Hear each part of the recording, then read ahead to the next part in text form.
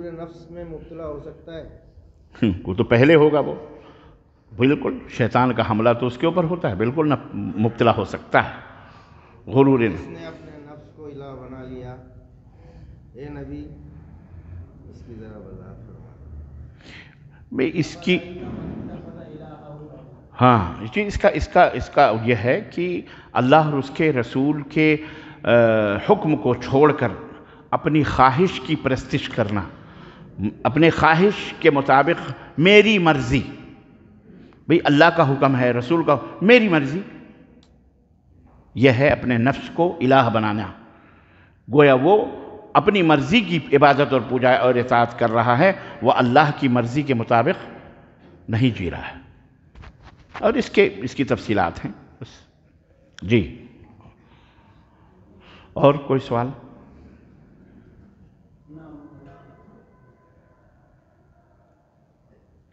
سوال میں بہت سارے، میں سوال ان لوگوں پر ظاہر کرنا چاہتا تھا، ذرا سی وضاحت چاہتا ہوں میں اس بات کی کہ جو شخص غرور نفس میں مبتلا ہو، میں صحیح ہوں، میں مواعظ ہوں، میں تمام اللہ کے نبی کی سنتوں کو پامال کر بھی مواعظ لے سکتا ہوں، یا ایمان کی حالت میں گناہ کرتا ہے آدمی، ذرا یہ وضاحت دیکھیں۔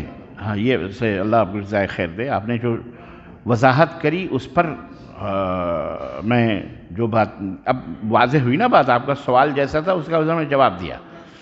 سمجھا تھا، شاید آپ آگے تک آپ نے اس میں ذرا سا غلط ملت بھی کیا ہے۔ توحید موحد ہونا ایک الگ چیز ہے، گنہگار ہونا ایک الگ چیز ہے۔ ہم نے یہ کبھی نہیں کہا کہ موحد گنہگار نہیں ہو سکتا۔ شرک سب سے بڑا گناہ ہے، اور اس کے علاوہ چھوٹے چھوٹے گناہ ہیں۔ موحد چور بھی ہو سکتا ہے، جھوٹا چور بھی ہو سکتا ہے، غیبت کرنے والا بھی ہو سکتا ہے، بدکار بھی ہو سکتا ہے، قاتل بھی ہو سکتا ہے، وہ مرد ہو یا عورت، زانی بھی ہو سکتا ہے، لیکن اس کی توحید اللہ کے ساتھ وہ شرک، اس کے اندر شرک بولو، شرک سے گناہوں سے وہ پاک رہتا ہے اگر وہ شرک نہیں کرتا ہے تو گنہگار ہونا ایک الگ چیز ہے۔ عورت دال میں نمک کم کر سکتی ہے، زیادہ بھی کر سکتی ہے، سبزی تیز بھی بنا سکتی ہے، سے بسترے جھاڑ نہیں سکتی، پاؤں نہیں دبا سکتی، سر میں تیل نہیں ہو سکتا ہے، اور آدمی اسے معاف کر دیتا ہے، کوئی بات نہیں، کوئی بات نہیں۔ لیکن وہ سب کچھ کرنے کے بعد بھی اگر اپنے بسترے میں غیر مرد کو شریک کرے، یہ شوہر اس کو معاف، چاہے وہ بھلے کتنی بڑی خدمت گزار، کتنی بڑی سنسکاری اور کتنی بڑی سگھڑ اور کتنی بڑی حسین اور کتنی بڑی خوبصورت اور کتنی بڑی ہو، اسے معاف وہ نہیں کرے گا۔ تو یہ ایک الگ چیز ہے، وہ ایک الگ چیز ہے۔ غرور نفس یہ گناہ ہے۔ اگر کوئی انسان یہ سوچتا ہے کہ میں بہت بڑا نمازی، بہت بڑا متقی، بہت بڑا پرہیزگار ہوں، تو وہ گنہگار ہے۔ اس کو چاہیے کہ وہ اپنے ایمان کی سلامتی کی، یہ شیطان اس کے اوپر مسلط ہو رہا ہے اور اسے دھوکہ دے کر اسے اسلام سے دور کرنا چاہ رہا ہے، ایمان سے دور کرنا چاہ رہا ہے، اور اس کو جو ہے میں آپ کو بتاؤں، اسے بہلا پھسلا کر جہنم کی طرف لے جا رہا ہے۔ اللہ کے رسول صلی اللہ علیہ وسلم نے ایک حدیث میں ارشاد فرمایا کہ اے لوگو، کوئی بھی آدمی اپنی عبادت اور اپنے صالح اعمال کی وجہ سے جنت میں نہیں داخل ہو سکتا، جو بھی داخل ہوگا اللہ کی رحمت سے داخل ہوگا، جو بھی داخل ہوگا اللہ کی رحمت سے داخل ہوگا۔ مطلب اس کا کیا ہے کہ اپنی نمازوں، اپنے تقوی، اپنی پرہیزگاریوں پر غرور نہ کرو۔ شیطان نے بھی غرور کیا تھا۔ غرور کس کا رہا ہے؟ غرور ٹوٹے گا، ٹوٹتا ہے غرور، انسان کو برباد کر دیتا ہے، اسلام کو باہر کر دیتا ہے غرور، اور نہ جانے شیطان کی راہوں پہ ڈال دیتا ہے۔ تو صحابہ نے جب یہ بات سنی تو کہا وَلَا أَنْتَ يَا رَسُولَ اللَّهِ، اے اللہ کے نبی، کیا آپ بھی اللہ کی رحمت سے جنت میں جائیں گے؟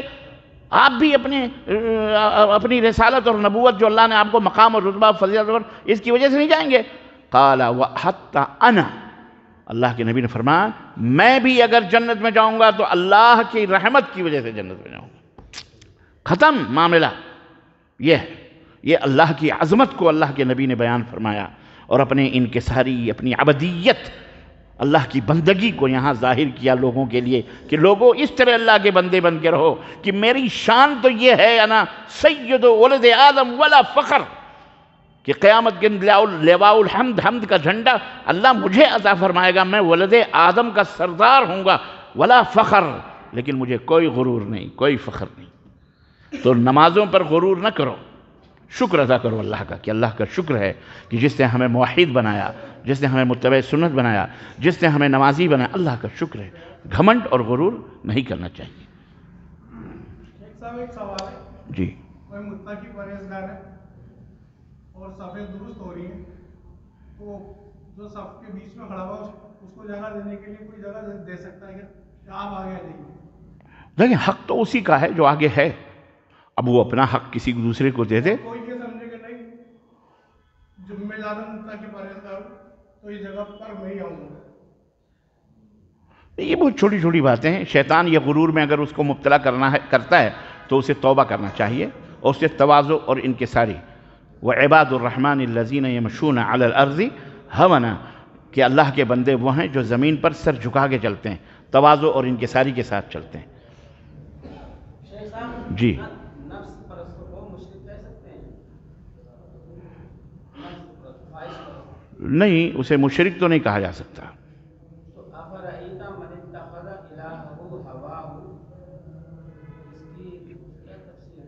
اب بتایا نا وہی کہ اپنی مرضی، میری مرضی، میں جیسے چاہوں گا کروں گا، تو گویا کہ اس نے اپنے نفس کو، دیکھیں اس میں بہت ساری چیزیں آ سکتی ہیں۔ آخر اللہ نے فرمایا کہ میرے ساتھ شرک نہ کرو، لیکن ایک آدمی شرک کر رہا ہے، بتوں کی یا انسان کو شریک کر رہا ہے، کیوں کر رہا ہے؟ اسی کو نفس پرستی کہتے ہیں۔ اعمال اپنی مرضی سے وہ ایک الگ چیز ہے۔ کسی گناہ کے کرنے کا مطلب یہ نہیں ہے کہ وہ مشرک ہے، سمجھ رہے ہیں نا آپ؟ اللہ کے زانی کو مشرک نہیں کہا گیا، چور کو مشرک نہیں کہا گیا، وہ اس کے برے اعمال ہیں۔ شرک کا جو معاملہ ہے وہ اللہ کی بندگی کے ساتھ ہے، اللہ کی عبادت کے ساتھ۔ اللہ کی عبادت میں کسی کو شریک نہ کرنا یہ شرک ہے، نہ کرنا یہ توحید ہے، اور اللہ کی جو عبادت ہے اس میں شریک کرنا یہ کیا ہے؟ یہ شرک ہے۔ لیکن اللہ کے حکم، اللہ نے جن اعمال کا حکم دیا، اگر ان اعمال میں وہ کوتاہی کرتا ہے لیکن اللہ کی توحید میں وہ کوتاہی نہیں کرتا، تو اللہ چاہے تو اسے معاف کرے، اور چاہے تو جتنا اس نے غلط کیا ہے اس کے بدلے اللہ اسے جہنم میں داخل کرے، اس کی سزا دے، اور پھر اس کو جنت تو آنا ہی آنا ہے موحد کے لیے۔ جی،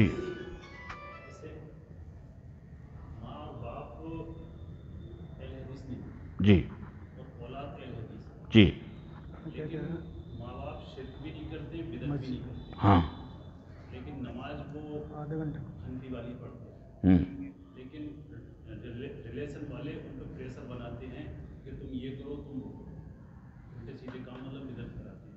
اگر بائی دا وے ان کا انتقال ہو جائے تو گاؤں میں اہل حدیث کوئی مولوی نہیں، کیا اولاد ان کی نماز پڑھا سکتی ہے؟ اللہ تو سب سے افضل ہے، وہ تو سب سے افضل ہے۔ کیوں؟ اولاد جو ہے نا، اولاد سے بڑھ کر دل سے دعا کرنے والے نہ کوئی امام ہوں گے نہ کوئی مفتی ہوں گے۔ اپنے ماں باپ کے لیے جو دل سے دعا بیٹا کرے گا وہ نہ کوئی امام کر سکتا ہے، نہ مفتی، نہ کوئی دوست، وہی کرے گا۔ تو بے شک اس کو پڑھا، اسی لیے سیکھنا چاہیے کہ ہم اپنے ماں باپ کے جنازے خود مولوی کے بھروسے پہ نہ رہیں، ہم خود پڑھیں تاکہ ہم ان کے لیے اللہ سے دعا کریں۔ اور جہاں تک آپ نے پوچھا وہ شرک بدعت نہیں کرتے، الحمدللہ، خلاص مومن ہیں وہ، بھلے وہ نماز ایسے ویسے جو بھی ہے ان کو نہیں پتہ ہے، اللہ تعالیٰ اس کو دیکھ رہا ہے، اللہ تعالیٰ انہیں اس کی مرضی ہے، جیسے چاہے گا ان سے کرے گا، ان کو نہیں پتہ ہے، وہ بات الگ ہے۔ لیکن شرک نہیں کرتے، بدعت نہیں کرتے تو اللہ کے حوالے ہیں، ہمیں ان کے مغفرت کی دعا کرنی چاہیے۔ کوئی رشتہ دار ہے جو شرک و بدعت بھی کر رہا ہے، نماز بھی نہیں پڑھ رہا، کیا اس کی جنازے کی نماز میں شرکت کر سکتے ہیں؟ وہ نہیں، وہ خود کو نہیں کرنا چاہیے، نہیں جانا چاہیے، دوسرے لوگ اس میں شریک ہو جائیں وہ بات الگ ہے۔ لیکن اگر آپ دعوت و تبلیغ کے لیے شریک ہو رہے ہیں کہ بھائی جائیں گے ان کی میت میں تو لوگوں کو بتائیں گے، کچھ نصیحت کریں گے، موقع ملے گا، صرف دکھاوے کے لیے نہیں کہ نہیں جائیں گے تو وہ میرے جنازے میں نہیں آئے گا، میری شادی میں نہیں آئے گا، میری خوشی میں نہیں آئے گا، میرے غم میں نہیں، اس لیے نہیں، بلکہ اس لیے کہ ہم وہاں جائیں گے چند لوگوں سے تو وہاں ہمیں موقع ملا تو ایک دو حدیثیں بتا دیں گے، قرآن بتا دیں گے، وہ اس لیے جائے تو انشاءاللہ اس حیثیت سے جانا چاہیے۔ کوئی حرج نہیں. ایون غیر مسلموں کے جو جنازے ہوتے ہیں جو لے کے جاتے ہیں آپ وہاں بھی حاضری دیں، نو پرابلم. لیکن اب ان کے جو وہ ہوتے ہیں کیا کہتے ہیں کاریکرم، آپ اس میں شریک نہ رہیں، کھڑے رہیں آپ دیکھیں، لیکن اس نیت سے تاکہ ان کے دلوں میں نرمی پیدا ہو، اور آپ اس نیت سے چاہیں کہ صاحب اس سے کم از کم مسلمانوں کے تعلق سے جو ان کی بدگمانی ہے یہ کم از کم ہلکی ہوگی، کم ہوگی، غلط فہمیاں دور ہوں گی. انہیں ہم کوئی بات کہہ سکتے ہیں، کوئی بات نہیں، اللہ تعالیٰ کی مرضی ہے، اللہ تعالیٰ نے اٹھا لیا، لے لیا. ایک توحید کی بات ان کے سینے میں آئے گی. دیکھو مرنا تو برحق ہے، مار جلانے والا تو اللہ ہی ہے، اوپر والا ہے، اس لیے صبر کرو. تو اس وقت آپ اسے جو بھی کہو گے نا بالکل صحیح مانے گا. کوئی بھی بڑے سے بڑا بھی جانی دشمن ہو، موت کے وقت پہنچ جاؤ اس کے گھر پہ، یقین مانیے وہ آپ کی قدر کرے گا، عزت کرے گا. اس لیے اللہ کے نبی صلی اللہ علیہ وسلم یہودی کا جنازہ جا رہا تھا مدینے میں، نبی صلی اللہ علیہ وسلم صحابہ کے ساتھ بیٹھے تھے، یہودی کا جنازہ جیسے گزرا آپ کھڑے ہو گئے. آپ کیا ہوا؟ آپ فوراً کھڑے ہو گئے. صحابہ کرام کو عجیب سا لگا. اللہ کے رسول صلی اللہ علیہ وسلم سے فٹ سے انہوں نے سوال کیا، پوچھا، کہا اللہ کے نبی یہ یہودی ہے، یہ اس کا جنازہ جا رہا ہے، یہ یہودی ہے. قال اولا انسان، کیا وہ انسان نہیں ہے؟ اللہ اکبر، کیا وہ انسان نہیں ہے؟ سوچ لو. اللہ کے